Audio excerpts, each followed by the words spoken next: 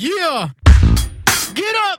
Welcome to the Obstacle Racing Media Podcast with Matt B. Davis. With over 300 episodes since 2012, Matt has produced the most consistent podcast in OCR. Each episode, Matt speaks with race directors, athletes, and industry insiders to bring you the most in-depth interviews and conversations in the world of obstacle racing, adventure runs, and ultra marathons. If you have small children nearby, now is the time to put on some headphones or send them off to watch Phineas and Ferb, as there are occasionally four-letter words, which are not bleeps. Now, here is your host. Now here is your goddamn host. Now here's your host, fucking Matt B. Davis.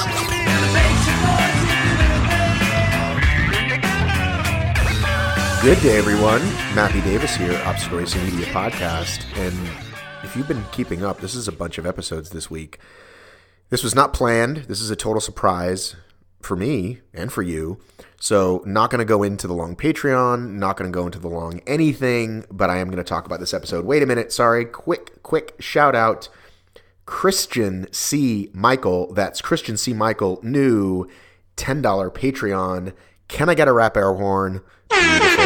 Thank you so much. So let's talk about this episode, which, let's see. Oh, where to begin? Well, I think I'll best explain this for the newest people to obstacle racing, because if you're a fan or a follower for going back to 2014 or 12, you know the deal. So this is going to be for anybody for the last year and a half to 2 years. Gosh, 2016 is even like almost 3 years ago now. Brett Stewart, one half owner of Mud Run Guide. You'll learn about the other owner in this broadcast, a guy named Chris Lewis, who I've met several times. Good guy. Hope you're listening, Chris. See you soon. And I, Matt Davis, Obstacle Racing Media, are backup, run the two most successful, wow, say that 5 times fast, the most successful obstacle racing media companies. Isn't that interesting? I just said obstacle racing media. The two most successful companies that produce content about our sport. Brett and I have spoken on and off throughout these years together. As I say on the show, I always reach out to people when I see if I respect them at least a little bit. If I see somebody's content that's garbage, I don't bother. But if somebody's producing videos, I'll throw out the OCR Kings, who I mentioned briefly on this show at some point. When I saw their videos, I was like, you guys are great. Like, maybe we can do something together. Maybe not. Derek Rosansky is making killer videos. I was like, dude, we should probably do something together. Mike and Caitlin Stefano and the Overcome and Run guys and the Will Hicks guy. I mean, we all are on each other's shows. Those that listen a lot know that, but happy to help. Like, oh, you want me to introduce you to the guy at Spartan so you can like get media easier? Like, this is good for everybody. All that being said, Brett and I have not always seen eye to eye, and specifically, there's been a lot of unsaid things. And as you know, in any relationship, friend, family, business, whatever, when you don't say stuff, stuff builds up, and communication, it's like worse. It's like, it gets worse and worse. So is it all the coffee I've been drinking? Is it all the gratitude I'm focusing on? I don't know. But the last couple weeks, he and I had been talking, at least on text. Actually, it was Margaret's retirement article, her retirement article not that long ago. I texted him and I'm like, hey, we're kind of the only like last two men standing of like the original content people. And so that kind of started a dialogue, and I said, look, man, let's just get on the podcast and squash everything. So I asked him everything I've wanted to ask him for the last 3 or 4 years, and we talked about stuff. And I think I'm better for it. I think he's better for it. Let him speak for himself. But you also get some nice interweavings of the history of OCR and some of that fun stuff. And you know me, I don't like to blow by blow it. So let's get into it. I'm glad I did it. Thank you, Brett, for trusting me and coming on my program. Away we go. Well, you're now being recorded, and I looked up the last time we chatted on the record, November 2012. Isn't that ridiculous? And I couldn't 6 years ago. I couldn't really play it much because it talk about like the technology sounds like I'm in a can. Well, Tony Matesi was on with you as well. Tony was on the first episode ever. And then you were, the first 10 or 12. And really? And also on that episode are two things that are no longer with us. One was Rogue Runner. You remember Rogue Runner? No, you know what? I never, were they East Coast? Yeah, so they never made it, but unlike... Oh, man. Could you imagine the list if we chronicled out all the ones that didn't make it over the years? Well, I We'd think be here for a while. I think you can go to the Mud Run Guide discount page. Yeah, actually, you know what? We are. Yeah, I know you're busting my balls on this, but we actually have we've got a graveyard. I think inactive ones. It's somewhere around there. Well, but anyhow, unlike a lot of other folks, this guy started it. It didn't work. He stopped. I think the last race he had, he either gave refunds or let you register for some other race in that area, and that was it. But he was a good guy. So there was that, and there was this couple from New England called Wicked Muddy, who they started about the same time as the New England Spartans, but they never they didn't make it. Oh, was that like a podcast group sort of thing? It was just like, hey, we're this couple and we're doing these blogs, and like the dime a dozen thousands of things there were. Sure, and there still are today. It's funny how there are folks that are. And once again, we always need new blood. So I probably shouldn't put a negative spin on it. But there's all the people that come in nowadays, like, oh, this sport is great. We should probably do something around it. And you and I kind of laugh and go, yeah, that's great. But remember, there's people that have been around here for 6 or 8 years at this point. Yeah, I mean. Somebody said, what was it? I forgot. I was watching a sports show and somebody said, there's a younger version of you out there right now. And so they're coming. Right. And so I think we've been fortunate that I do think competition is good. And obviously if you didn't exist, we'd probably take it much easier, which isn't a good thing. Right. And once all these other podcasts started, and some are good and some are not, but when they started, if they talk to, Atkins the day after a win, it's I don't have the world to myself anymore, right? I need to, it does keep me on my toes, but I don't sweat it. And there is, I think, some young, hungry kid that likes OCR and either knows how to produce videos or audio. Actually, some of the video stuff is actually really good. Those guys, those guys that do OCR Kings, we could put up the same exact Spartan all obstacles race and they will get 10x our views because I still haven't figured out YouTube analytics. And I don't want to go too deep into the weeds with that, but I don't know. What has your experience been like with that? Well, it's exactly the same. To your first point about our competition is I don't begrudge anything that's happened over the past, 5 or 6 years because, without being revisionist history here, there was Paul with Mud and Adventure, and Damien was the first with Mud Run Fun. It was neat. There was the four of us, and we all jockeyed for position a little bit. We all had our different spin on things that we were doing. We all had a different feel for the sport and kind of the things that we liked. That's the great thing that I think that's grown out of this because all of us do the events. And when I say all of us, I definitely am including, Paul and Damien. And we all had our own little spin to it. I came from a different world of triathlon and road races and producing events, whereas you, as of now you've done, hundreds more OCRs than I have.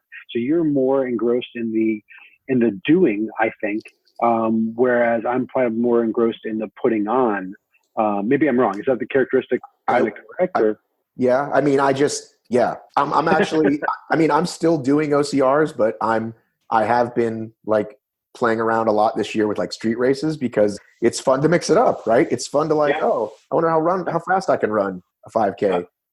It's great to see Christian trying to, trying to break the 1 mile. Well, Christian's I actually just talked to him, but I think nature. I think I was pretty close with Damon. And we talked a lot early on, and I always just kind of shook my head because he had a year head start on me as far as I know, and probably had both of us in the traffic game, but then produced sorry, Damon, the ugliest website in the history of the world and never upgraded it to look half decent. His whole Mud Run Fun was about love for, it was a community that was kind of before its time, to be honest. They were about, they really interacted very closely because everyone was from Florida and they really dug him because he's such a lovable character, so it was more about, I really think that they were more about, the love in the Southeast versus really trying to do kind of what you and I have done. Right? Is that a correct characterization as well? So here's the thing he did right, and again that I feel like is wasted. And I say all the time, if I had to do this over again, I would have we put our stake in the ground around like news and info in the podcast, right? Yeah. But if I had to do it over again, I would do equal, like 1/3 that, 1/3 community, and 1/3 gear, because I feel like that's like where the real money is. Like, so gear? For gear, yeah, like nobody still has that market covered. Yeah, you know why? Because it's as tough as all get out. Do you swear on your podcast? Yes. Oh fuck! Because I've been trying to be good this whole time, but it's fucking so hard to wrap yourself around gear, and here's why. Because the affiliate stuff is great. We've done really well with that side of it, and that's kind of the special sauce of how you and I do work differently, I guess. Right. But the problem with gear is you have a physical product that you have to move from point A to point B. Now, do you drop ship it? In that case, if you're drop shipping, that's easy. And I know we're probably going to get into the weeds on this, and people aren't going to listen, but getting product from Rec Bag to you in Anchorage is fucking hard to do. Now, when you dump it directly on Rec Bag, that's fine. So let's say there's $1 in that transaction, but meanwhile, Brett is on the line for making sure it gets from point A to point B. Now, Rec Bag is fantastic. I'm not saying it. I'm just using them as a large commodity that needs to go from A to Z. Right, but it would make, like, if you think about, so Dirk over at Dutch Mudmen, right? Yep. He was like, the you or me of his country. And people kept asking him questions. What shoes do I wear? And he's like, I guess I could just sell these to you, right? Yep. So it just makes sense. And the same thing with the community, right? Like, once you have this really rich community who comes to you for answers, you're that guy. And I coincidentally started Gormer and ORM at the same time, and then quickly had to sort of not be in Gormer because ORM was the moneymaker for me. But I'm saying that like anybody who starts anything today will tell you the first thing you should do is start a Facebook group, because that's where everybody is. So I feel like the whole gear thing, like I told Dario, who's my tech partner and who works with me on stuff like that, when we tried a couple times. We had those guys come on board. Can't remember their name now. They're already gone, by the way. OCR Mafia. But I remember being like a Tough Mudder and going up like ladder to hell. And my eyes met all these shoes. And I thought, God, just 50 cents for every one of these fucking shoes. And I could make so much more money. Because there's, 5,000 people a weekend at these races. It's like, it can't be that hard, but yet it is. If you could automate it all and get that $1 per person, it would be great. You hit it there. It's the automating and getting that money. And you would think that the affiliate program would be that sort of thing. And, without getting into the dollar and cents of it, if we just look at OCR gear that, sprung up, and, Adrian did a fantastic job with it, and really planted themselves, kind of planted their flag in the middle of the sport, and did very well for a number of years. Even us doing affiliate deals with them became difficult because, not because of them, just because of the logistics of it. At the end of the day, we are saying, the customer's coming to us. I want a pair of shoes. We're saying, okay, go buy them over here. Use our code. We're going to get this little tiny taste of it. And then, the shoes are going to go from there to you. Well, in OCR Gear's case, those shoes were either in stock or they were drop shipped, and they came from there to there, and it worked fine right up until it didn't. And I'm not saying there was any real problems with that, but like anything else, like, it's great. You always look at it and go, oh, wow, we've done 500 transactions today. This is fantastic. Well, that 501st transaction that goes to shit suddenly consumes the next week of your time.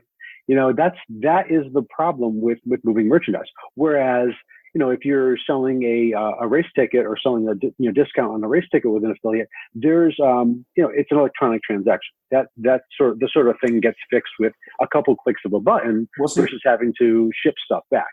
Well, I thought Adrian did hit a gold mine because he's got the great name, right? Mm-hmm. And name isn't everything. You still need to search well. Mm-hmm. But I thought, he just can't keep up with it because now he's got this race that's really big, and now 2 races, and 3, right? He's got NORAM, the Enduro, and the UK.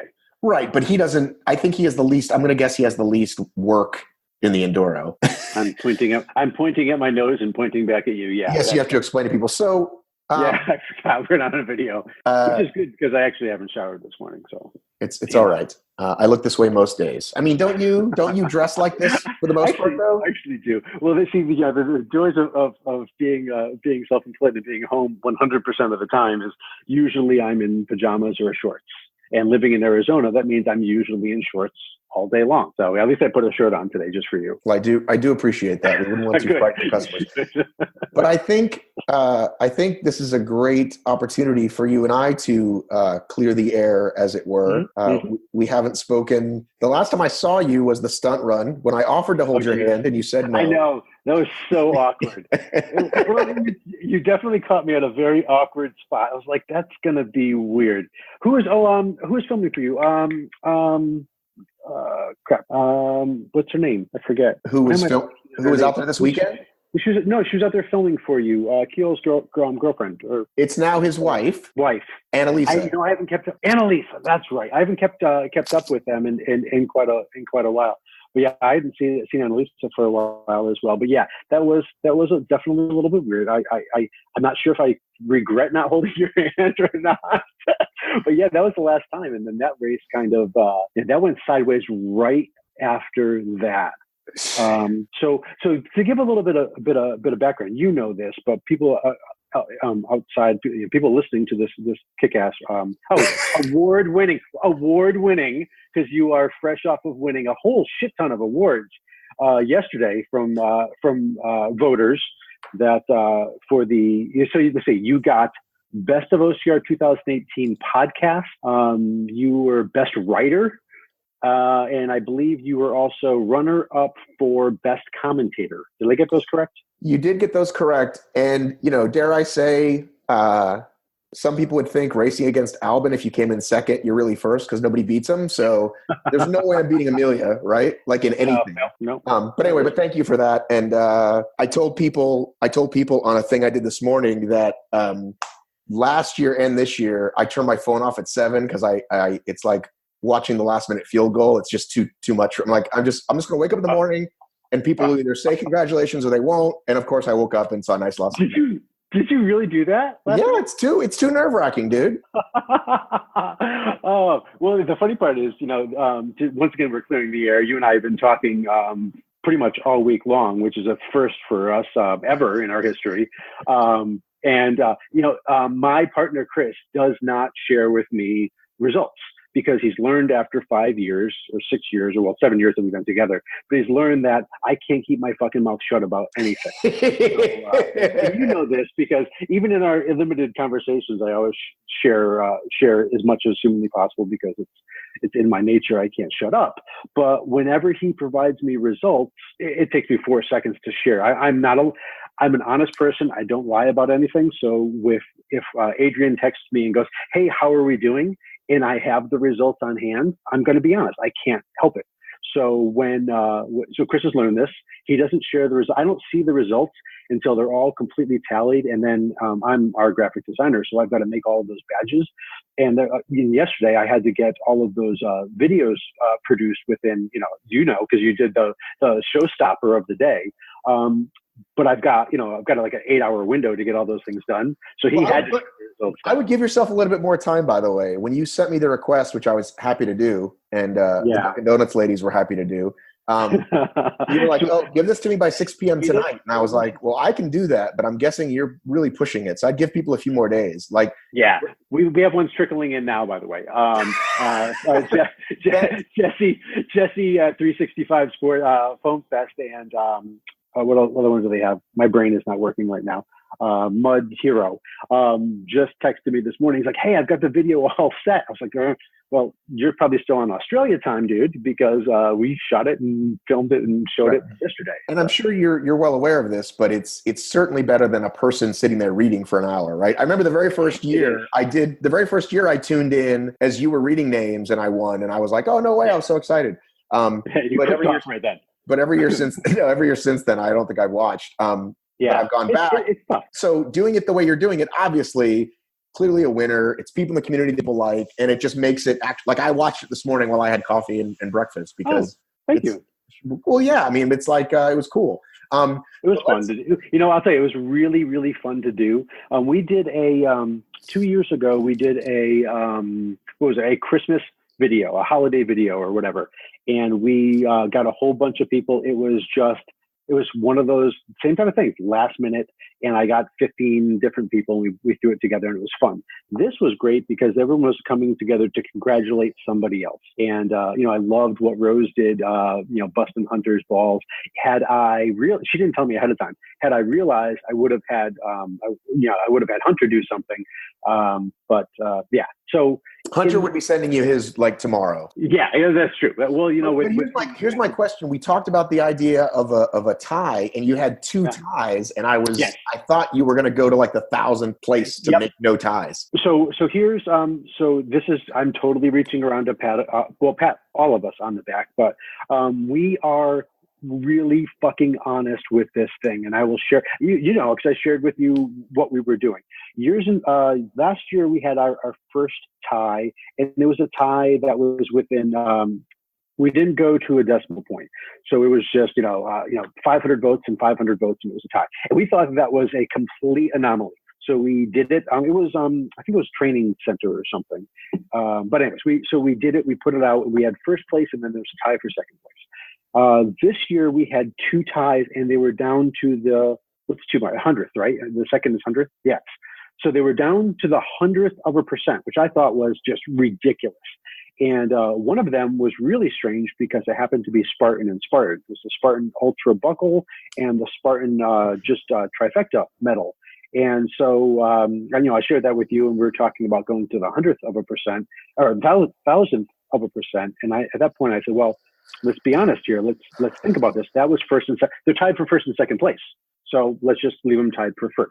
So that's what we did there with that. So Spartan essentially won first and second because they were tied with themselves. Now, if we had just made it Spartan medals as a generic category, once again, it behooves us to follow what we're handed in the nominations. And with the nominations, it's an open form. So people could literally put Spartan, wintergreen medal.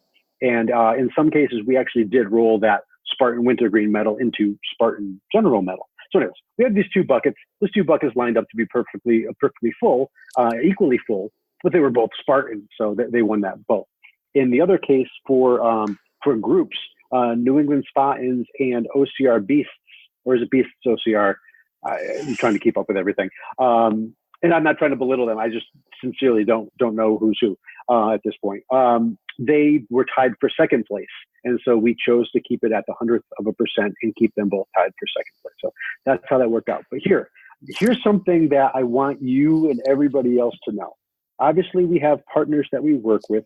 You had gone out to Bermuda Triple Challenge. We are currently going back and forth with them right now.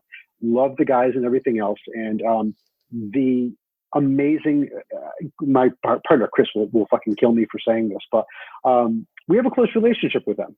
They came in second place in the best other international race. We call it other because we exclude Europe. Europe has their own one, blah, blah, blah.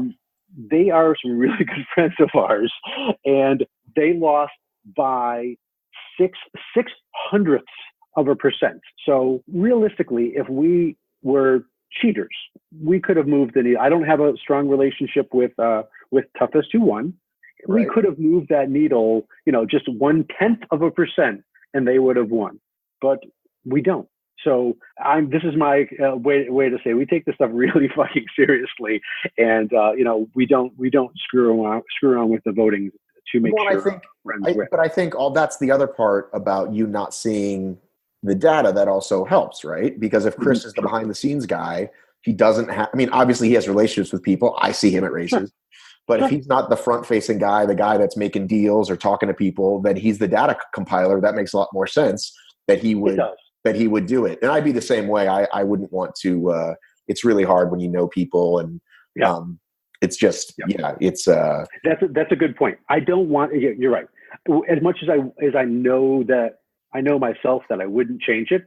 I don't want to see that data either, because I'd probably go back to Chris and go, come on, there had to be another vote there somewhere. All right, one more note before we get back to clearing the air, which we haven't done yet. Sure. again, like it's one of these things that like you only learn after it happens. But to me, it was a no-brainer that you announce second place before first, because that's how you announce awards. You had a few people.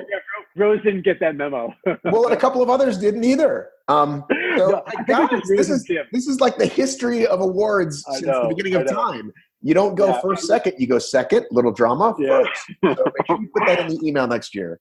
Yes. Well, I did, but I didn't put it in the steps of the email. It was actually in a paragraph form. But actually, it was only Tim and Rose, but they did it with so much gusto for all three of the ones that they announced, all in different costumes, of course.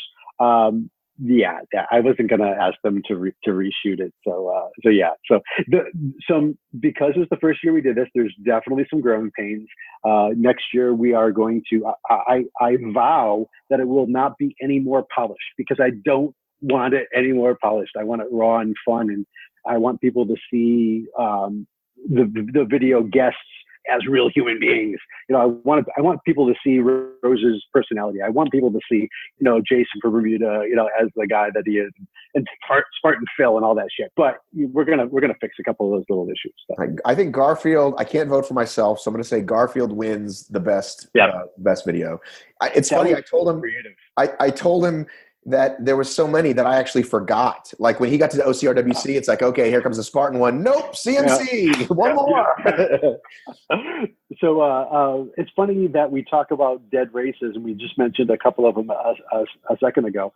But while I say this, Garfield's was inspired. Did he tell you how he came across it? He literally was trying to find a Spartan shirt in his drawer, and he came across 6 other T-shirts, and that's the way that it happened. So genius struck there, and it just happened to be in his clothing drawer. But dead races are something that I've become even more fascinated with over the last couple of years, and I think you have too, because we all kind of joke about it every once in a while. But we had the stunt. I don't even know what the name of it was. The stunt run, and then they kind of try to change their name to Stunt 5K or something. Yeah.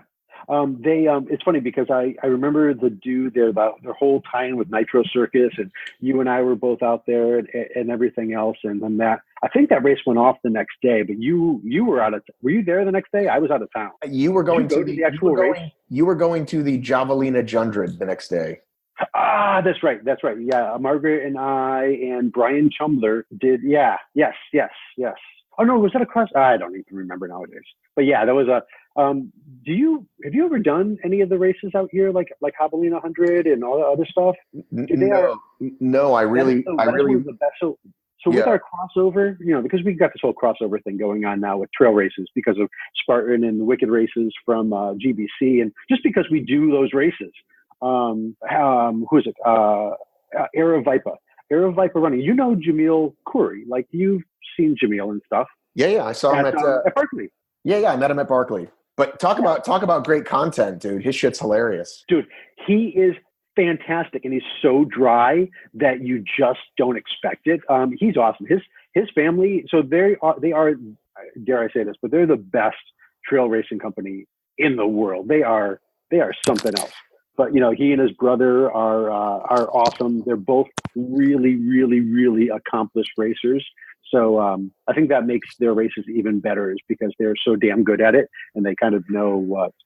Anyways, long story short, you, my friend, are welcome to come out here and do any of these. I think you should come out for Across the Years, which is the one that I did with Margaret and Brian, which is it's a 1 mile track around a baseball field essentially, and you run that 1 mile for 24, 48, or 72 hours, 72 hours or a 6-day. And last year they just broke some huge record for anyways, long story short, it's an open invite to come out here and experience some of the.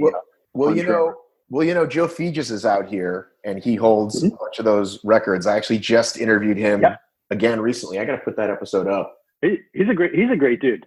He's humble and funny and smart, and gosh, if he doesn't just crush records. So he's a machine. Yeah, and he's one of those guys that's great because he's sort of like a regular guy, right? Yeah, I think everybody in ultras is a regular guy. That's the great thing about ultras. Well, I don't think when I look at like when I look at, say, I was going to say Killian Jornet, but let's even take him. I do love the first name off your list. Let's take that. Let's take even a guy like I can't even think of him. And I think we've both so let's go to the top of the list for ultramarathoners. You've got Dean Karnazes. Okay, he's not a regular guy. I see. The thing is, he's always been so freaking cool to me. Legs don't produce lactic acid like that. Well, no. He's not. He's a freak. Don't get me wrong. He's a freak. They proved that on a TV show that he can just keep running forever. Name somebody else. Well, okay. So speaking of a freak that can do that sort of shit and run cross country is like Pat Sweeney. Here's a guy who ran cross country and stopped a couple times to fucking win marathons. Win them. He was 2,500 miles in and stopped on your back step. I think he was out in Atlanta. Pat Sweeney, beer swilling guy, right? Yes. Regular beer. Yes. Okay. By the way, he's a regular guy. Crushes beer miles. Right. Okay. He's more of a regular. He's a big nudist, though. It's kind of hard to follow him on Facebook because he has ass way more than I should. I did not know that about him. No, I met him down in Nicaragua. Speaking of Nicaragua, have you seen the Trail Running Film Festival this year? No. So nothing about it. The Trail Running Film Festival is just a bunch of short films about trail running. And 2 years ago, it was pretty good. This year, it was even better. And one of the races, it's basically like if Arnell or Jeff, all the stuff we've seen, made like a 20-minute little mini doc. It's a bunch of those. Sweet. But the guy who runs Josue's Survival Run Nicaragua, the Canada version, which is Sean Meehan and this other guy whose name eludes me. There was a movie about that. Margaret's actually, you can see Margaret running past the camera a couple times because she was up. Awesome. But no, I can't believe you haven't heard of that. I'm sure it's coming to your town. I well, thank you for that. I'll keep my eyes out. You stumbled on something pretty a great idea there, and no, it wasn't lost on you as you said it. But to combine, the footage. Can you imagine taking the stuff that Arnell does and the stuff that Jeff does? I think shout out to Jeff. He somehow got lost in the shuffle with because we know him very well, but his name isn't known exceptionally well across sports. He should definitely have been in the top few when it came down to the awards for videographers. He got my vote, and I'll be honest, apparently a lot of people know him because I've asked, but I did not know who Ray Chivas was, and I could not find a video from 2018 that he made. Yeah, I was talking to him briefly on Facebook yesterday. I'll be honest, this is just me being honest. I truly expected Arnell to crush that category, and I think sometimes what happens is people just expect that people will get votes. Arnell crushed it as far as the nominations. I mean, so just to back up real quick. So we have 2 weeks of nominations, and that is an open, but it's an open form that people go in and say, I want, Matt Davis is the best writer. Now we have categories, of course. So we have the 35 categories that we've worked on over the years, but someone comes in and says, I want to nominate, John Smith as best writer. Well, go ahead. At the same time, when somebody nominates Matt B. Davis for best writer, that goes into a list of, hundreds of people that, I think we had, I'm going to screw this up. So there was let's say it was 35,000 or some stupid number came in like that. So we've got to go through that and pare them down. Now, the weird part is there will be a vote for Matt Davis, a vote for MBD, a vote for Matt B. Davis, a vote for Matt B. with a period after it, Davis. Oh, man. I know how difficult I was making your life. Yeah. So it was like the guy from ORM. ORM is funny. I like that. These things come in because it's an open form. Right. And it's funny here because if you look at an entire entry from an individual person, which you actually don't, by the way, when the results come in, they're tallied in categories. But I can actually follow through somebody having a conversation with my data form online. That's like, oh, I like Ryan Atkins. John did well, but Ryan is better. That was a fucking answer. Come on, guys. I've got to go through. So I've got to piece through that. And I'm scoring through and I'm like, oh, okay, they're voting for John Albin. No, I'm sorry. They're mentioning John Albin, but they're voting for Ryan. What the hot fuck is this? That's awesome. So that's the way that we did that for 2 weeks. I want to speak to that, what you just said. Yes, please. My friend, Will Hicks, World's Toughest Podcast. Mm-hmm. Got on his show. That was crazy what he did, by the way. Got on his show and said, vote for Heather. Yeah. Don't vote for me. He even went to our website and wrote in the comments for people to vote for Heather. I swear to God, I got that email and I'm like, first he said, vote for Heather or these other shows. And I said to him, you have now stolen votes from me. He said, exactly. No, I haven't. I said, yes, you have, because the idea that, Matt's going to win, I'm doing air quotes, right? Yeah, I see that. I said, if that was true, then you'd never have, like, LeBron wins MVP multiple years, right? And if people just thought, well, everyone's going to vote for LeBron, they do kind of do that sometimes. Sometimes they do that when someone else is close, right? Like, well, he's never won one, let's give it to him. But anyhow, yes, who's our LeBron? Oh, wait a minute. We'll put a pin in that. I want to go back to that. Who's OCR's LeBron? Anyhow, go back to what you were saying about So anyway, never assume is what I'm saying. Like, I voted for Atkins as best male athlete. And even though I was pretty sure he was going to get it, I still voted for Lindsay because I thought because you never know. Now, did you vote for yourself? I did vote for myself. Nice. I didn't vote for myself. I didn't vote for myself for best entry, though. Just now, I said it was Garfield's video, so that was nice of me. There you go. Well, because I've got you on camera now. Now you're face to face, and you have to actually admit it. Right. Well, people have two minds. People always say, like, they're like, of course you should vote for yourself, or no, you shouldn't. Whatever. I voted for myself, but you absolutely should vote for yourself. When in that instance where I told you that BTC lost by a 100th of a percentage point. I wonder if the three guys that put that race on voted for themselves. One of them may be the key to why they lost first place. Or they're volunteers or what have you. Yeah. But yes, never. That was very sweet of you, Will, but don't do that. Don't say, don't vote for me. All right. Well, along the same point there, we have, who was it? OCR World Championships lost, so I obviously I see the numbers. OCR World Championships lost a tremendous amount of their steam, primarily because NORAM gained a tremendous amount of traction. So you had best. So they lost. The best championship race, primarily because now they've got NORAM and they've got OCR World Championships. When it was just OCR World Championships, that's a whole different story. They destroyed that category, but now they split it, and their votes were such. Their votes were within a couple percentage points of each other for themselves. So Spartan ran away with it, and I'm making up numbers because I don't have them in front of me. But Spartan ran away with it like 25%. The OCR World Championships had like 18.5% and 18.3% for NORAM and World Champs. So they cannibalized their own votes. Same thing happened with the best medal. They cannibalized their own votes. All right, I got one more beef then with your awards. Bring it.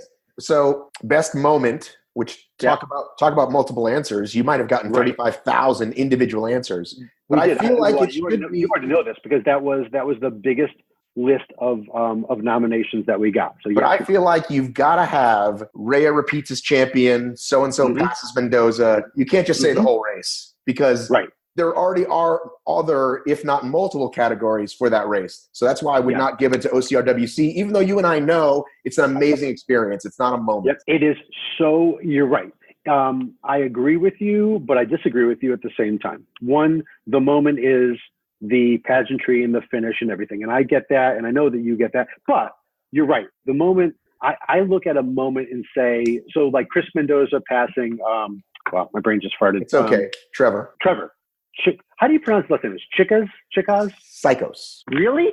Yes. Like psycho? That's like awesome. Psycho with an S. Psychos. Oh, that is fantastic. All right. So now I'll never forget that. But anyways, so when Chris made that pass, he got a lot of nominations. Now, once again, it's a free-form template. So I got Chris passes Trevor. Chris passing the guy to win.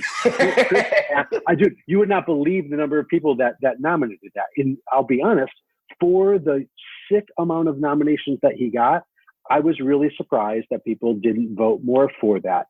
And I guess because it's a lot easier for people just to click on one thing. You know what I mean? Like, I think that, John Albin's entire season was one thing. We had to blend it down because there were so many John Albin requests or nominations that came in.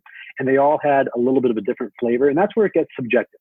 So of the most, that is the most voted on. It's also the most subjective from the user's point and from our point as well, because like I said, I have to look at all those and I've got to boil them down into one category.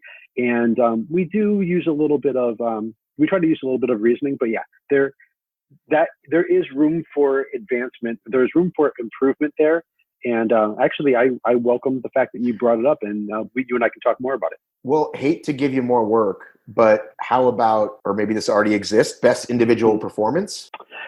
I want to say that I think that we had that a couple of years ago. We just, Matt Willis just went through all of our data from 2014 up to now. We started off with just a dozen categories back in 2014. And then it really caught fire. And those categories we came up with off, as a group of 4. We just mentioned it and put it together. I love having the nominations.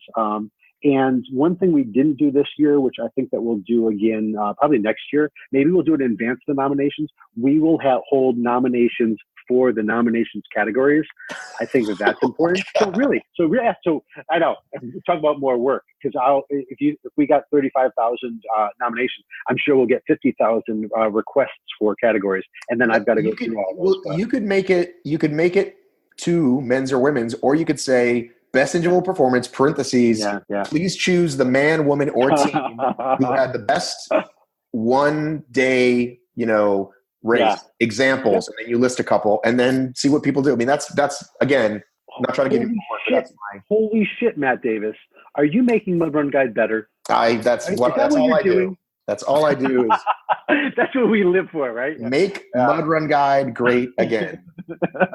Wow, that got ugly and weird. It should be on a red hat or not on a red hat at all. So I should say for the audio listener, Brett is currently wearing a MAGA hat right now.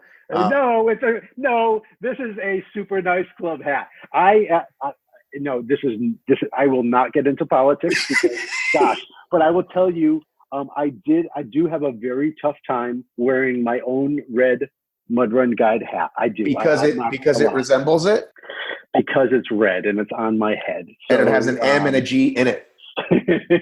Oh God! Shit. Yep. I guess you are correct. All right. Hey, so, oh wait, this is your thing. You can steer it, but I forgot something that I alluded to earlier. You tell me. Do we have enough time for me to talk about something else? We do. We definitely have time. I'm open, dude, for a while. I know it. And so is this. So we've talked about this, but I'll share this for the users. This is your dead time of the year as well, right? Well, when you say dead, I find that intriguing because. Like you think, oh, there's no news at the end of the year. And then Spartan does something wacky. Yep. Tough Mudder announces some weird stadium race in the UK. You guys have your awards. It kind of, I don't think I mean, nobody works Christmas Day. Nobody works New Year's Day and Thanksgiving. Other than that, I feel like there's always stuff to do. Yeah. Well, Thanksgiving, now we've got, there's 4,000 different turkey trots everywhere. Right. So Thanksgiving isn't even off anymore. And then Christmas, I don't know when's the OCR World Championships showing their thing? Isn't that where is this year? I think it's Christmas Eve or Christmas Day. Christmas Eve. Yeah. So shit, we don't even get Christmas off because the damn OCR World Championships video is going to be on there. Oh well, golly gee. No, it's actually a pretty great video. I don't know if I can admit to having seen it, but it's okay. You can. I get things in advance all the time. I was hoping to get this in advance. I didn't. But you may or may not be talking to a guy who can give you a link to that. I would say I would edit that back out, but I won't. But what was your? All right. So listen, I think we should get to because it's the time of year of holidays and reconciliation. Listen, if Killian and Hunter can talk on their podcast and squash whatever they have, but Hunter talks shit about anything, and I don't think that he truly cares about half the things that he talks shit about. And I love Hunter and I love Killian. Killian is a pretty damn fucking good guy, isn't he? Well, yeah. I mean, this is what, when somebody says, I think he's a good guy, it's like, listen, they're all good guys. Most people aren't inherently evil. This sport is pretty, and this is a shout out to everybody, I guess. This sport is pretty fucking awesome because I think that we've done a really good job over the years of kind of rooting out the douchebags. Haven't we? Like, it seems like because we've got all these groups, like nobody tolerates anybody else's shit anymore. We've had stolen valor by some people. We've had this and we've had that. And there's been, people that did really douchey things or hurt other people.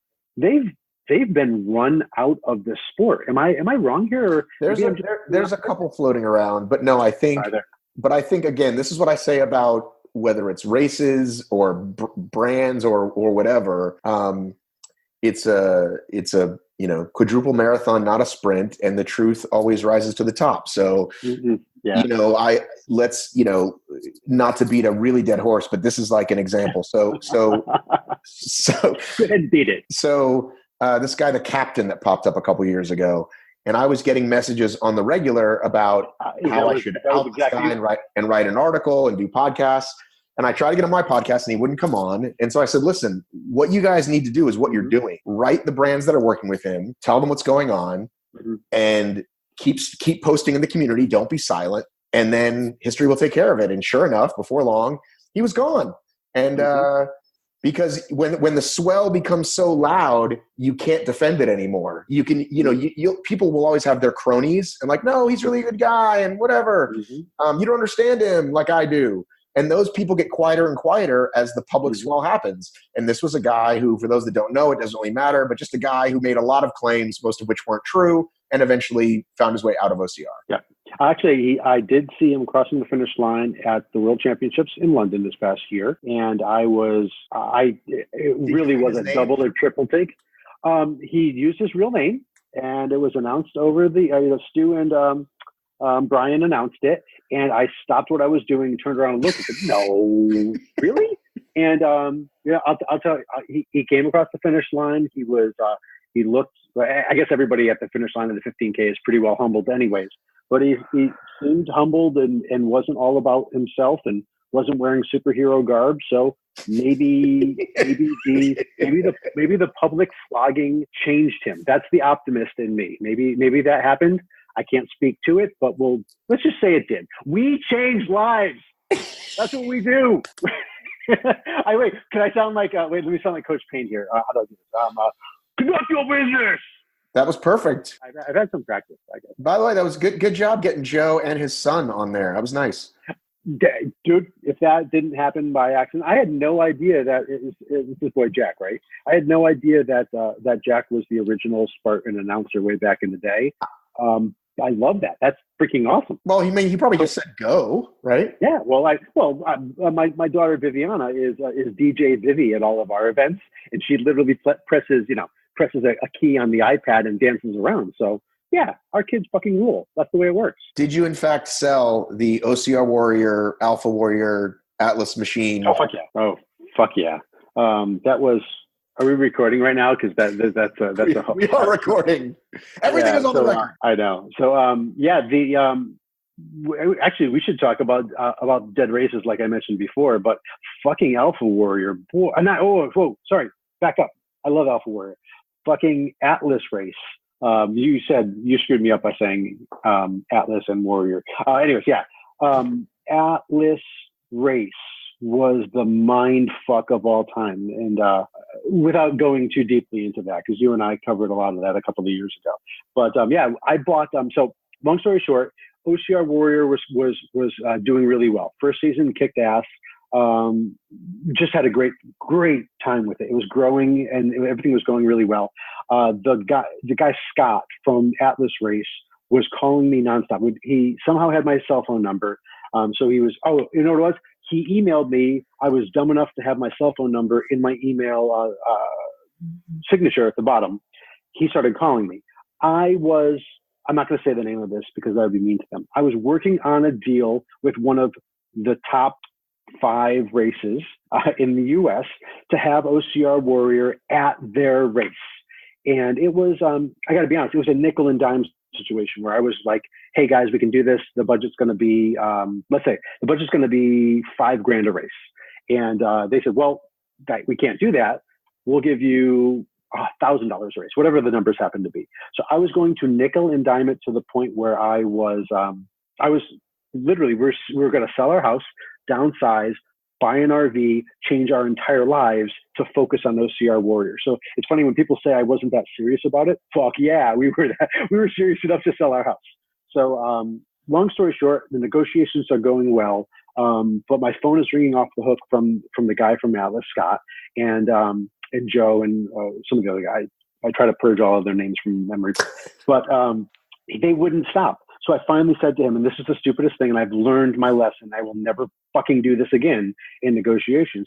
I said what my number was. And if working with this other race was 5, I told him 10. And as the words came out of my mouth, I realized that I had just sold myself to the devil because 1, I keep my promises, and 2, the minute he said yes to that, and actually signed the fucking contract, but the minute he said yes to that, I knew that I was beholden because I'd made an offer, he accepted the offer, and you shake on it. That's the way things work, as far as my mind works. So we had this great deal. We produced some really good shit. And by the by, I didn't know that they were working with essentially fake money at that point. They built a great course. Yeah. Matt, you know me by now. I'm an optimist and I'm a fucking moron when it comes to stuff. And if it wasn't for Kristen being a realist and driving shit home, I swear to God, I would give away everything that I own and not think about it. But they promised. They delivered on the promise initially. I had this great course. Everything was really fucking awesome. The first 2 shows, I could not have been happier. It was great. So we had the RV, we sold our house, we moved into a fucking rental. It was just weird and awesome and cool and great, and then completely fell apart when they stopped paying the bills. So I ran up, I guess I can share this. I ran up $19,000 worth of bills. What I had to pay my production company, which were awesome. I love those guys. Which I had to pay my cameraman, my production, my travel, my gas, my lodging, my this, my that. So I rang up $19,000 on top of, because they were paying me for the for the events as well as for the travel. And suddenly the money stopped. So they literally just paid me a little tiny bit up front, and I made all these plans and changed my life. And suddenly I realized that I was pretty hard fucked. And by the time I tried to work my way out of it, it got worse and worse and worse and worse. So so that's the way that whole thing went down. But it was just one more skeleton on the heap of these dead races that I bet you if I look over your shoulder at the medals on your wall, I can see. I'm trying to see if there's any. These are only 2018, dude. I gotta at the end of the year I start over. Yeah. I empty this. Otherwise, it would be too. I have a big box, which at the end of the year I throw in. It used to be just medals, but now I throw in the what do you call it? The race maps and stuff, and it's just kind of fun. Because at some point, I told Scott Keneally when they make Fall of the Sufferfest in 20 years, the movie opens with a guy going into his attic, right? This older guy, and he's like showing the relics, and that's me. Yeah. So yeah. Did I spoil it? That was the twist in the reveal. You turn around with this big gray beard, and it's you. But except nobody knows me except you, like you and Amelia and whoever's been around in the early days. Shit, that is so not true. The new people won't know. All right, so listen. Would you do the beard thing? Would you do the big, like down to your tits? Like when I get old? No, I mean now. Like right now, you said I'm going to. Yeah, I can't.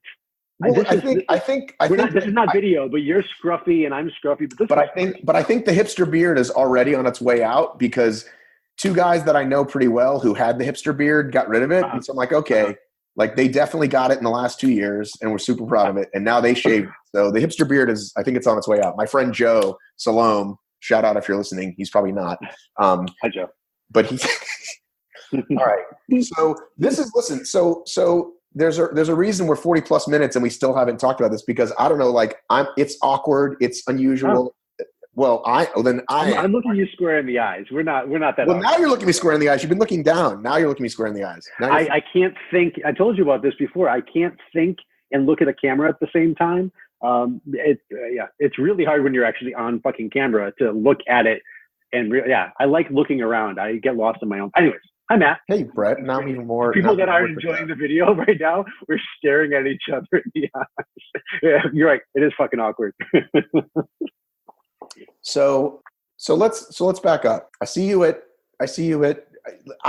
since I started any business I've had, I've always reached out to competitors bigger, competitors smaller. Hey, how's it going? And, I kind of feel the people out. And if we can work together, great. There's when I had the staffing company, it was things like, hey, a good accountant, a good insurance guy for this? Because we're having a hard time insuring these things, blah, blah, blah. So same thing with this. So you and I obviously had reason to talk early on. I tried many unsuccessful partnerships. I literally tried a calendar with, funny enough, like all three of the ones that you just mentioned, you, Paul, and Damien. I tried to get some sort of calendar thing. It never worked out, blah, blah, blah. Yeah. But you and I, we this is what I always say, we can compete, we can be friends, but compete on game day, right? And that means different things for different people, right? I definitely want to have the best content and be the first to break a story. And I want to beat you and everybody else in that department, but it doesn't mean you and I can't be quote unquote friends. So I see you in Arizona and I ask you to hold my hand and you don't. And you were like, you know what? You keep going back to the hand holding. God damn it. We're squashing everything. We're here to squash everything. This is Halloween of 2014. We come back and you're like, you know what? We should have grabbed a beer. We should hang out more. And then we didn't talk for a long time. And then the first thing, so we're just gonna fucking lay it out here. The very first thing that bothered me, that upset me was I made a fatal flaw, which I will never make again. Talk about fatal flaws, where Brett's face is like, where's he going with this? Where I announced Toby Call's retirement. Oh, Jesus. I announced Toby Call's retirement, and I copied and pasted what we said, and I left out one sentence, which essentially made it a bigger thing, right? Where he said, you'll probably still see me around from once in a while. So Margaret, it's her brother-in-law, gets an interview. Hey, Hobie's not retired, and Matt's really wrong. And what bothered me about that was it would have been fine, quote unquote, to me, had you or her reached out and said, hey, we know you did this. We don't think it's correct. And we're going to print a, whatever you call it, correction. And just so heads up. And since there was no heads up, it felt like you threw me under the bus. Yeah, I agree. I agree with you. You fucked up. No, we fucked up on that. And I agree. There was a little more to it, but you're right. The manly thing to do, or the just fucking genteel thing to do, would have been for me to say, you're right. And it did cause a lot of friction for no good reason. The way it happened on our side, as you mentioned, obviously this was Margaret's brother-in-law. Well, soon to be brother-in-law, now brother-in-law. She's married to Forrest, one of Hobie's 47 siblings. I don't know. He's got a huge family. They have a huge family. Oh yeah, they go to they have an outing, a family outing every year that she tells me about, and there's literally 70 people there. Anyways, I come from a really small family. Just me and my brother, and both of my parents were only. I don't have any uncles or aunts. So for me, a family gathering is only 4 people because that was always it growing up. Anyways, where is it? So Hobie said to Margaret, shit, this article, or this guy, I'm paraphrasing because this was 3 years ago, right? This guy makes it sound like I'm dead or dying. And it went from there and had its own life. And then it was written and posted and up, whether it was video or whatever it was. And I missed the step. I'm telling you right now, I apologize that I missed the step of just giving you a friendly, hey, what's up? You're right. But I think that a lot of what we've done, we've always lobbed snowballs. We won't call them grenades.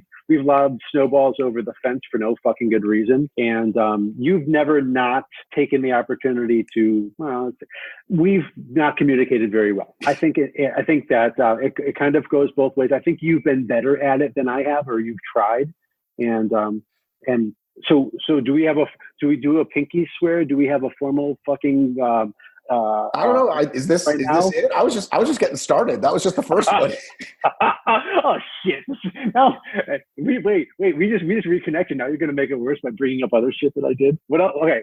What else have I done? Where else have I shit? So first of all, so your apologies accepted. And again, I learned something too, because I did do the equivalent of clickbait, right? Which, again, I tell people all the time, that word gets overused a lot. Yeah. To me, real clickbait is you'll never guess what happened next, right? Here's nude photos, and then it isn't, right? Yeah. But do I post a headline that grabs attention once in a while? And you have to. Well, and do I use a picture that has a little cleavage once in a while? Sure. Just be real. What about the girl sucking on the mustard? That was awesome. That one was awesome. But I'm just saying. Look, if I'm going to post an article, right, about a race event, and somebody caught a great shot of a super attractive girl in the monkey bars, like, yeah, I'm going to use that. Do I use it every time? Yeah. No. Okay. Yeah. But I'm backing up. Wait, clickbait. Wait. What do you title this conversation? Oh, dude. Clickbait. Is it bury, Matt buries the hatchet into Brett? Well, that's the thing. You got to leave him wanting more. So you got to it's going to be like, well, here's the thing. So I talked to a guy recently, and he talked about that, and he's like, yeah, man, don't be afraid of the clickbaity title when it comes to podcasts. You want to grab their attention. You're trying to slow their scroll down. So even if it sucks, it's a double-edged sword. We want to be respected journalists, for lack of a better term. We don't want to do that shitty stuff, but I will tell you flat out, and you know this as well. When I so we send out our Muddy Monday email every Monday. We send it out to 50,000 people, and I love it, and the response is great and everything. I will tell you right now, if Spartan isn't the first fucking word in that email, my open rate goes, you're smiling and nodding. My open rate goes down 10% immediately. So, I could put, naked something, blah, blah, blah, and it won't budge. I put Spartan as the first word, and bingo, open. So, and I fight against that. So here's the thing. I know that. So I have to fight against my urge to write Spartan as the first word. I every single week I have to back to your awards. I work with Tough Mudder. That's not a secret. I also work with Spartan on occasion. And I said, hey, you guys, there's these awards that come out, and I think you're missing out because a majority of the audience, Spartan seems to win every award every year, including Most Innovative, which we know they're not. Savage won this year, by the way. Great. I said, and Spartan has a lot of groups. You guys don't have as many. Plus, I bet you have a ton of people who've never, like they just did one or two Tough Mudder. They just don't even know it exists. So A, obviously, I send you some love, and B, like Tough Mudder maybe win something, but they didn't. I don't think they won anything. Mm-hmm. Yeah. So you have a good relationship with them. We have they're a client of ours. We have a decent relationship with them. They are, and I've always said this. I said this back in 2012. Tough Mudder is Tough Mudder Island. Tough Mudder Island is hard to reach. There's choppy waters. Sometimes bridges down. Tough Mudder is Tough Mudder Island to me. Like, the bridge is down. How often do you get a text from Joe DeSena where he's like, hey, let's do blah, or this is blah? But I kind of love the dichotomy, and I've said many times, if you have a position like you and you kind of know where all the bodies are buried. So everybody's got what they do well and what they do not so well. And like, they'll do so many things right and like put on a world-class event, and then you see an email or a policy that they do, and you're like, who sent this? Like, the joke in the Tough Mudder groups is always the Tough Mudder intern is at it again. And that's what it seems like. It seems like this like void of thought thing. And I think they both, the two companies' personalities do stem from, right?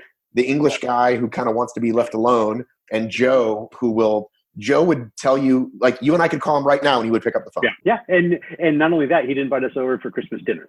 Maybe like, it depends on what month we're talking. All right. So listen, we're doing great. And so you're sharing more reasons why you're mad at me. Come on. So again, and I want to own up to the clickbaity thing that I left. And even if I had left in what he said, if I left in the whole thing, the response would have been about Hobie. Are you still we're over this. God damn it, man. I'm acknowledging my own part in it. I'm saying that I learned a lesson as a journalist at that point. Because even if I left in that language, it would have gotten just as many reads. Okay. So it felt like that was the beginning of many quote unquote shots across the bow. And specifically, and I think this will kind of cover everything, specifically with Battle, right? With who? With Battle Frog. So it felt like if we wrote something about Battle Frog, there was an immediate response from your company that was, maybe Matt was right, maybe ORM got it wrong, and here's why. Really? Yes. I swear to God, this is not fake from my point of view. I have no fucking idea what you're talking about. If that happened, at what? Okay, you do understand that there's 4 or 5 other writers, and we have 45 people. Of course. But I shit you not. I'm looking you square in the eye right now on camera, Mr. Matt Davis. I shit you not. Never, ever, ever did that bubble up to my level. And I see the look on your face. You're like, yeah, Brett, you're full of shit. I swear to you. So dude, I have no choice. I have no choice but to believe you. I mean, what can I say? I just listen. If it felt like that, I'm sorry, because that wasn't the intent. And I don't even think that there's anything good to come of you and I, or ORM and MRG being tete-a-tete. I don't know. I think people have told me they do like it, which I don't. I'm not sure. Well, fuck you then.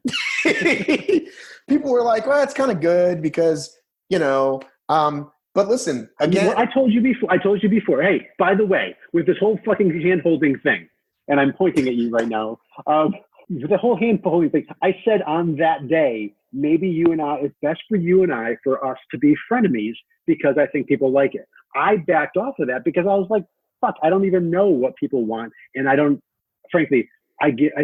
give a fuck anymore about what people think about personal relationships. I can go on a diatribe about that, but it involves too much politics and religion. All right. Well, then I just remembered the other thing then. No, fuck. What else did I do to piss you off? Bring it on. Come on. Just toss it out here at this point. Okay. So we have Hobie, which is funny because, by the way, with Hobie racing less and less and less, I used to always call Hubie Hobie. Now I call Hobie Hubie because Hubie is much more a part of my life now than Hobie. Weird tangent. Anyways, go on. This is me, the journalist, asking you a question. Yeah. This doesn't piss me off. This has been a frustration. Would you, for the listening audience, explain the relationship between Brett personally, Mud Run Guide as a company, with Adventury and the OCR World Championships and NORAD. Okay. And this is 100% the truth. I think it's been I know I got to be honest here. I've totally fucked around with you on this. Like you would, so okay. This I deserve. Well, no, I think you deserve some of it too, but I'll own my part of it. This you deserve because I felt like you fucked around with me a little bit with that without knowing the truth. So I actually never told you the truth. Had we had one of these conversations, I would have told you the truth a long, long time ago. But the truth with OCR World Championships is I am one of the founders. So me, Brad Cloha, should I start for myself? No, me. Brad Cloha, Brian Chumbler, and Adrian Bijanata were the 4 people that on a text chain helped to formulate what is become the OCR World Championships. Now, that being said, Adrian ponied the bucks up, took risks that everybody, including Adrian mentions, Jung Pak mentions that he told Adrian no, it was a stupid idea. I want to go on record to say that I don't think that I fully supported it at the beginning. I kind of thought it was a stupid idea. I actually wanted him to call it something OCR Open was what I want. I wanted him to, I was thinking that he should create it like the US Open of golf or the US Open of tennis. That was my thought. And he said, no, you've got to qualify for it like Ironman Kona. And Adrian and I have both done Ironmans. He's actually finished more Ironmans than I have. But he stuck to his guns. And it didn't take more than a few weeks for us to start, even a week, for us to see that it was going in the right direction. So Brad came on board and was Adrian's right-hand man for the first 3 years. Chumbler and I we just were along for the ride. We were the council. So if he ever wanted to... And Chumbler is X-Racewear, right? Yep. So Brian, he owns, he's a partner in X-Racewear. Obviously, I'm a partner in Mud Run Guide. And that's the other thing is somehow I'm the face and name and everything of Mud Run Guide. Chris Lewis and I, from you know him, he's a member of Gormer and Out By You. We are literally 50-50 on Mud Run Guide. So I own no more nor have any more influence than he does. Well, because I've had 7 cups of coffee and I'm really jacked up, and this is a completely inappropriate question, I'm going to ask it anyway. Sure. If you're 50-50 with him, you must be killing it. If you guys can, like, I know he's got a job, but if he gets half the money and you get half the money and you got to pay the people you pay, I feel like you must be doing really, really well. I'm not going to lie to you. Mud Run Guide has always done exceptionally well. As a business, I'm not going to talk numbers, but as a business, we were in the right place at the right time. Really, I'll tell you, if this was Brett Stewart's Mud Run Guide, actually, if it was Brett Stewart, it would be obstacleraces.net. I would do, no, seriously, I will do this in 15 seconds. I was driving home from work. I was a director of engineering for a tech firm. I'm driving home from work. Chris Lewis had built the websites for my books. So I was 5 books into my 7 weeks to fitness world. So I'm 5 books in. It was Ultimate Obstacle Race Training. I'm driving home and I'm still a triathlete. I'm still a marathoner. And Chris is a triathlete and he's doing cyclocross race. Anyway, long story short, we were on Twitter, this goofy little thing called Twitter back in 2010 or 11. Didn't know anything about it. Chris was one of 5 people that I followed on that. The other couple happened to be John Heffron, who I've become friends with, and Steve Spears. Just was this weird world with nobody on Twitter. Anyways, long story short, I'm driving home. I said, call me. I have an idea. He calls me, and I did exactly what I'm doing right now on this podcast. I run my mouth for 20 straight minutes. The drive home is 27. 20 of it is me talking about how we need to create something that's just like tryfinder.com. Yes. And marathonguide.com.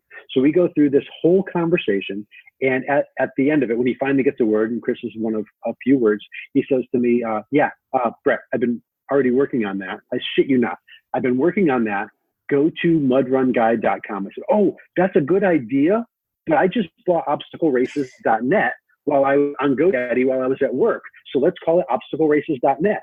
And that was the first conversation that we had about this fucking thing. I get home, I fire up mudrunguide.com. I shit you not, Matt. It was the first version of the site with 80% of it done. And that was Friday. Chris had it done on Sunday, February 12th. Forgive me if my days are wrong. Chris had it done by February 11th, which was Sunday. Monday, we launched it. And we were just like any of the races. The reason why Spartan and Tough Mudder and Warrior Dash are where they are today, right place, right time, and invested heavily in building it. That's exactly what we did. So Mud Run Guide has always been profitable. We had 2015 was a banner year. We run it as a business. So we do the things that work exceptionally well for us, and the partnerships with the races have gone exceptionally well. But I have a tech guru in my back pocket. Chris is fucking fantastic. And he did all of the right, and we continue to do this, but he made all the right tech moves. We hire all the right tech people in order to keep the wheels on the car. Well, congrats to you, because I've been pulling this, dare I say, out of my ass for 6 years. And if you look at how disorganized I am, it's kind of a sheer miracle. I agree. And I give you huge props for that, because once again, if this was Brett Stewart's Mud Run Guide, I would be looking up at you. I guarantee it, because I don't have the vision. I'm a doer. I'm a hands-on doer. I don't have the vision. So I'm sorry, I talked over you. No, it's okay. And I say that to people as well, that it's right place, right time, and a lot of hard work, right? Because there are 10,000 blogs, Facebook groups. Like, just for fun one day, go into the things you like, and you can scroll all the way to the bottom to see groups and things, pages that you liked that don't exist. And there's like 50 without even blinking. Yeah. We're going to be the number one, blah, blah, blah. Now, speaking of, I'm going to let you finish telling the OCRWC story, and then I'll ask you something else. All right. So World Champs takes off.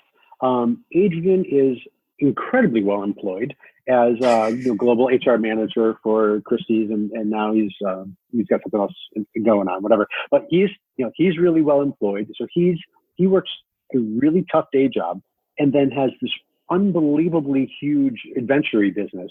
But anyways, back in 2014, that wasn't the thought. It was, hey, let's do this really cool thing. And honestly, no shit. I know that it's their motto now, but back in 2014, it was athletes first, because we were all athletes. Brad had just done 100 races in a year. Tumbler was all in with X Racewear, and he was racing all the time. I was still racing all the time, whether it was triathlon or marathons, or just really kind of dabbling in OCR at that point. I still was more focused on marathons than that. And Adrian had just come off of Ironman. He had this real high about doing it the Ironman way. But the bottom line was, he always said it's got to be athletes first. And so it's funny to fast forward to 2017, 18, where that became the motto for Adventure. And I shit you not, that was the thought process back in 2014. Now, I will tell you something that he will get mad at me for saying.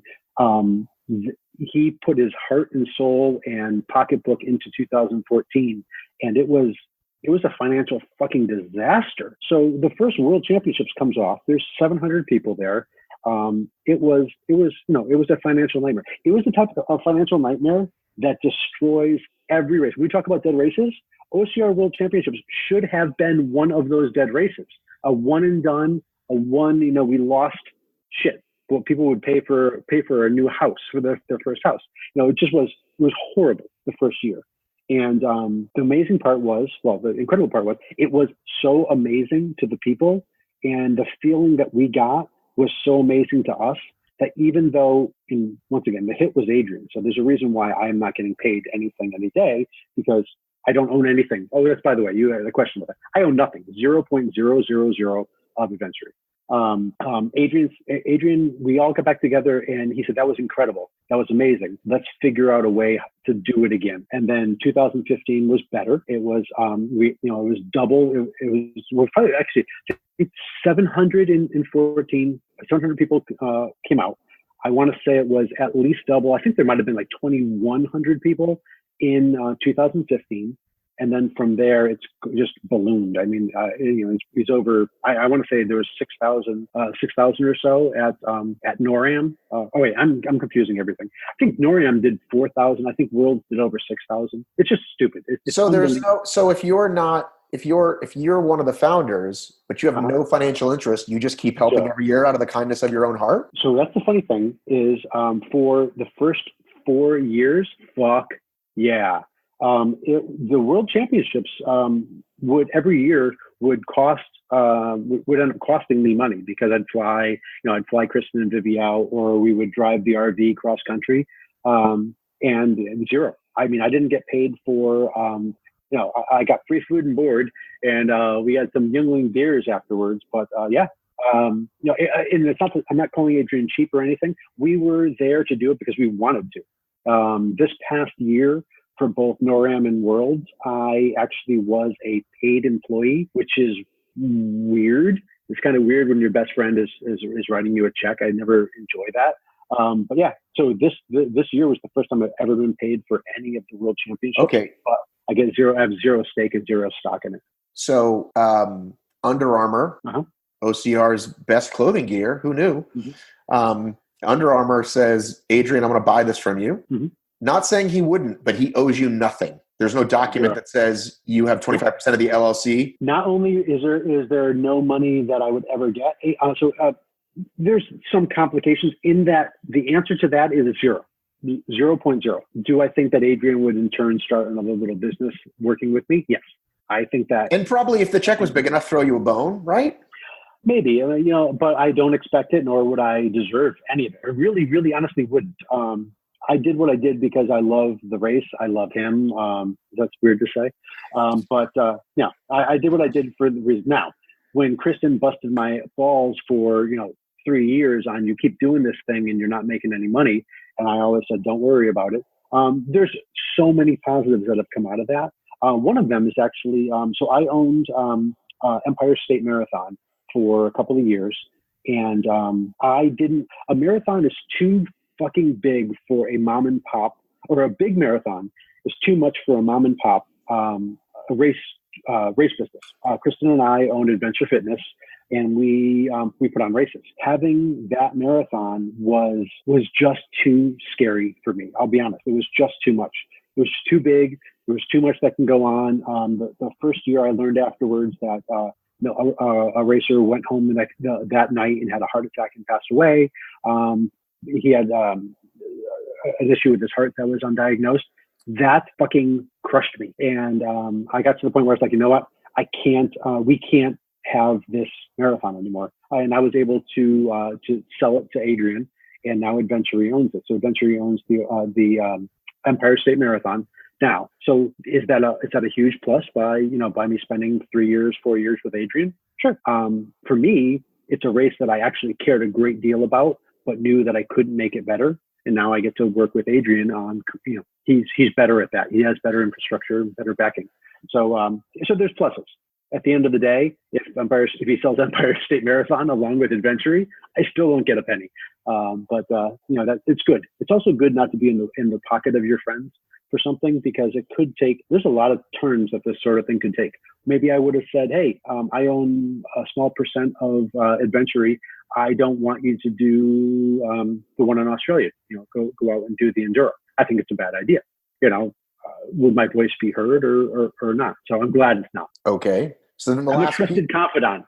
So then the last piece would be, why did you, and I know you can't speak for Adrian, and he and I have had conversations, but since it's just me and you, and this is the Clash of the Titans episode, which is what I might call it. You're working on that clickbait title this whole time? No, it just came to me. Why did you think it was weird to be vague and deceptive? Like what came out of that, other than I get to fuck with Matt Davis? Yeah, that was all it was. Because you had, when you said there was a conflict of interest, for some reason, I thought it was funny as shit.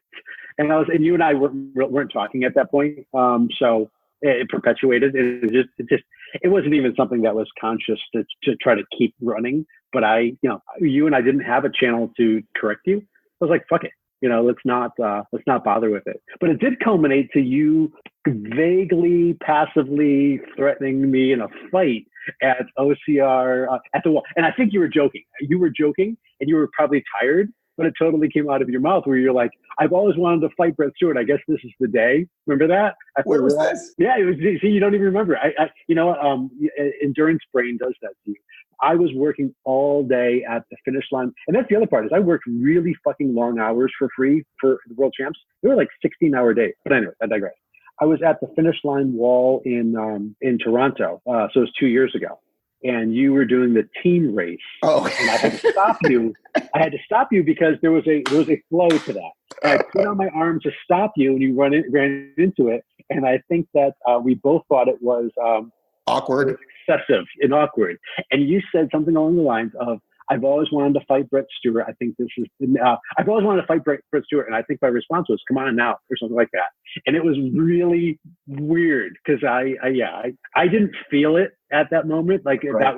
We're throwing down right now. And I was like, wow, that was a weird thing to take away. That have been kind of great because everybody would have just fucking wrestling at the bottom of the wall. Dude, that would have become like OCRWC and OCR history. Like, somebody would have grabbed their phone and filmed it. It would have been awesome. But it was the finish line wall, so there was cameras galore. I bet you somebody probably even has our limited little test. That would have been so great, especially now that we're making up. It would have been fucking awesome. But real quick, I will say that I think now that. So by the way, I'm good. Like that was all I needed to say. Like I'm good. You're good. I don't have any beefs with you. I think. It's funny because they've all been taken care of. Like Keith fucked around and trolled us, and it's funny. I really didn't. We're talking about Keith Allen, by the way, if we're on this thing. I thought Keith was an asshole, and it was. By the way, I'm wearing my Super Nice Club hat right now, and what's his name? Todd Brilliant from Super Nice Club says, "Oh, dude, you will totally like this guy Keith Allen." And I was like, fuck you. There's no way. I think this guy's an ass. And lo and behold, I sent a message and we've been buddy-ish ever since. Now, by the same token, I did not apply that to you. So I guess here's my mea culpa, I guess. Because Mr. Keneally and he was even at my house having dinner a couple of years ago, and he said, you really would like Matt. I was like, how the fuck could that be that I would really like Matt? And I definitely, I'm not going to mention politics nowadays, but that there's a method of thought where you're immune to thinking anything else, and when someone combats you with a new way of thinking, you fight back even harder. And you stand behind your defense and say, fuck no, that's not the case, even though there might be logic in trying to find out whether or not that's the case. Anyways, he said, you should like Matt. You would get along with him well. I said, fuck no, I'm not going to like Matt. And that was pretty much the end of it. And yeah. But see, that's been my stance with you guys. And so well, good. At least it's not just me, asshole. No, of course. And so that's where all this unsaid stuff goes. And I'm also like, I also am not a guy that regrets. Like, stuff goes the way it goes. Like, it just, you know what I mean? And when you're as old as we are, you really have to bring that up. What are you like? Are you 80 like me right now? Because I'm 46. I'll be 47 in April. I'm 48 in a couple of weeks. But I will tell you something. But I have never been more fucking broken and old than I have this past year. Does this suck or what? No, dude. I wish I was 30 again. Well, I only feel that way once in a while, because I'm not someone that I'm unlike a lot of people. I didn't have a tri career or a running career, or like I hadn't run since middle school. So for me, this is all pretty new. But I'm saying that, like, it's like Chris Rock said, life is long. So people come in and out of your life. I have a close friend, okay, who, like, I know through, like, sobriety, and my wife and his wife are both sober. Our kids hung out all the time, and I was like tight with this guy, not just like, hey, see you around at the race once in a while, like really tight. And this guy currently is out of his mind. Like, he went back out, he's drinking and using. He's like, it's crazy. And I could have never predicted that, but it's like, stuff happens. So all that to say, I'm glad we had this talk. I want to, now that we did all this, now that we cleared all that, I will say something positive that I said, and I looked in the article that I wrote after the first OCRWC recently. Everything good? You got to interrupt me first. Yeah, sorry. I was just, we forget we're on video, and Chrissy was whispering at me from the door. She's like, you've been talking to him for 2 hours. And yeah. We're bros now. I wrote in the very first OCRWC article that you were the finish line guy, and I know they have good guys now, but you were the finish line guy, and you decided to do it like sort of Ironman style, right? Congratulations, you are an OCR World Championship. And it wasn't just that it felt good to hear my name as I went over that wall, but because when you'd run by in the woods, I kept hearing my friends' names. It was just kind of like, I was like, wow, this guy's been talking for like 6 hours. And anyway. Did I actually say your name? We were wrong back then, I think. I don't remember, but did I fuck it up? No, you said my name. You said, Matt B. Davis or Matt Davis or whatever. But I'm saying that I gave you that. And I'm sure the guys now, they have refined, like, they have accents. But you were great in that role. So if they ever give it to you again, I have no complaints. Well, thank you. I appreciate that. I loved doing that. And this is going to sound weird because we're in an endurance business. I was so freaking exhausted that day. And you know what? The reason why I asked if I screwed your name up was because I worry more about those people I missed. So what happened was the awards were directly behind behind the finish line. Oh wait, one thing. I'm an empath. I'm an empathic person. I have when I see someone that needs help or needs anything, like even when you just told me the thing about your friend, my first thought was, I don't know that guy, but how to help him. You know what I mean? That's the way that I am. It's something I put on or can turn off. So I can remember my fondest memory of the finish line in 2014 was KK Stewart coming across the line and falling down. And I love KK. I know her very, very well. And when I couldn't help but like literally dive on top of her and give her a hug. I remember that. I think I took photos of that. Because her emotion and I'm literally, teary-eyed now. Her emotion and my emotion were so different, of course. She just finished in third place. But that honestly, if I take anything away from that day, it's that. It wasn't announcing Albin coming across the line or Shiri winning. It was, my phone just picked up. That's kind of funny. It wasn't either of those two things happening. It was KK at the finish line But then when I went over and did the awards and I announced everybody in the awards, there were people coming across the line. Sandy Henricks is one of those people coming across the line. And you know Sandy very well. He's very vocal. But I remember to this point, like, he was upset and offended that I didn't announce his name, primarily because I was overdoing the awards. And it wasn't like I wouldn't have announced it. But that sticks with me, the super little things like that. But I think the times that you fall down or that you fail to do something that is inherent to what you want to do, those are the things that stick with you. Those are the high points and the low points. But I took away from that. And we actually said, okay, if I do announce the finish line in 2015, we're going to, we're going to do it differently. We're going to have two people. So the two people happen to be, I hired Evan Dollard and Adrian hired Mark Leinster. So now suddenly there was two people at the finish line, and that has persisted every year since. So now there's two.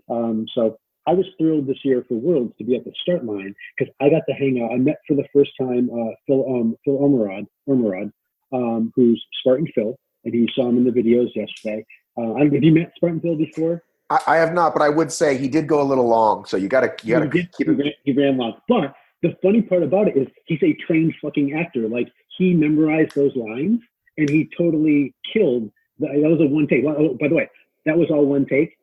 He did two takes of it. One, he actually made the mistake of recording vertical. I mean, who does? Come on. He recorded it vertical, and then he went back and redid it. But he sent it back over within 3 minutes. So he did one shot. I want to say my Duncan ladies also got it in one take. Dude, they're hilarious.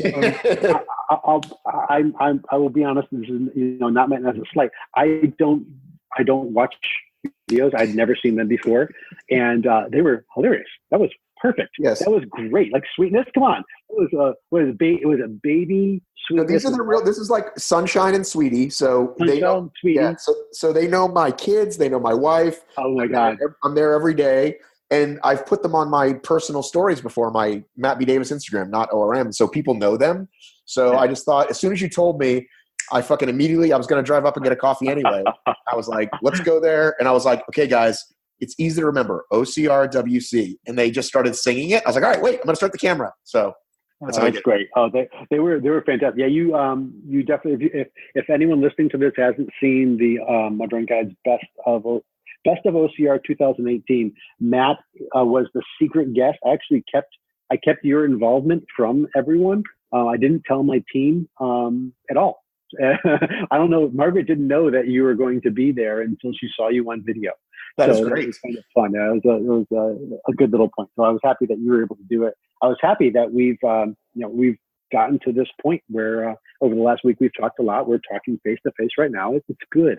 I'm in a good place, Matt. Well, I think so. I think so too. I think we should end there. Is there anything else you want to say to the listening audience on the record before we stop? No, I don't. I spend a lot of time talking to these people in various different forms, and I fucking love this sport. There's a reason why you and I continue to do what we do. Aside from being a business, there's, we talked about it earlier. There's not a lot of shitty people. I've been around other sports. I spent a great amount of time in the world of triathlon and marathons and everything. My marathons are pretty cool. Those people are pretty chill, especially like ultra marathons. Those are the chillest people on the planet.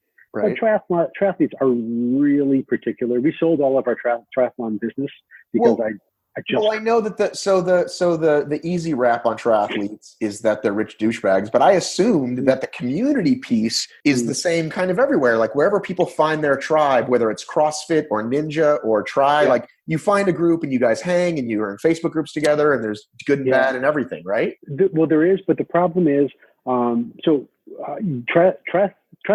is a really expensive sport because you've got $10,000 into your bike and the rest of your gear.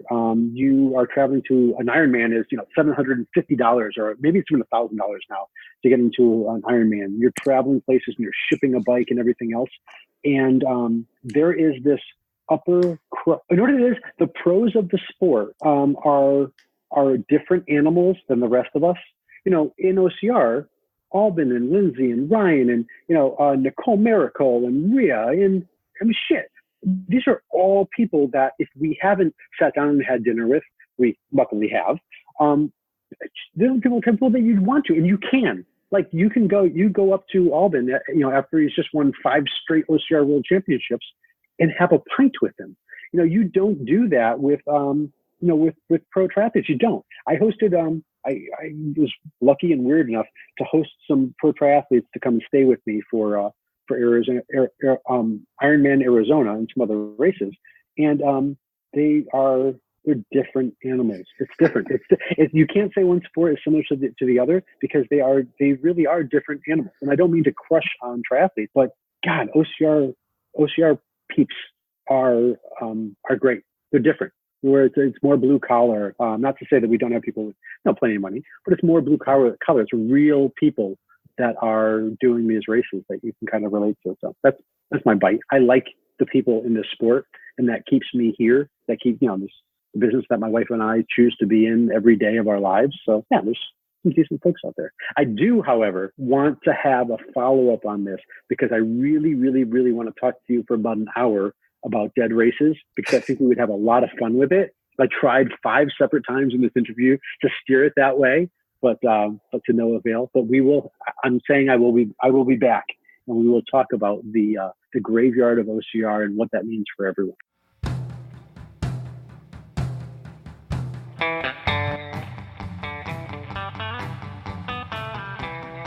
Well, there you go, folks. If old Brett and I can talk and reconcile, maybe you can too. Maybe you can reach out to someone that you've had some beef with. Maybe it's a family member. Maybe it's somebody at work. Maybe it's a friend you haven't talked to in a long time. And you don't got to. This isn't like, oh, I did it, so you should do it. It's just like, hey, I did it because I felt like doing it. And it's okay to not like people. And it's okay to say, you know what, I don't want that person in my life right now or for a while. I've done that with family members for sure. Not this family, not my wife and kids. See them every day. Yeah, I just think in the spirit of me and Brett doing that, maybe I can put that out there. Maybe it'll, sometimes when I say stuff you guys say, it helps you. What can I say?